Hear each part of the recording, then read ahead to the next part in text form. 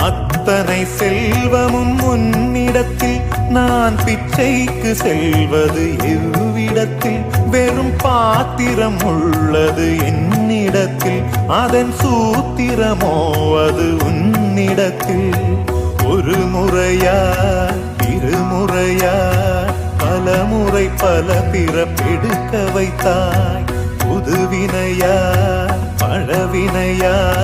கணம் கணம் தினம் என்னை துடிக்க வைத்தாய் பொருளுக்கு அலைந்திடும் பொருளற்ற வாழ்க்கையும் துரத்துதே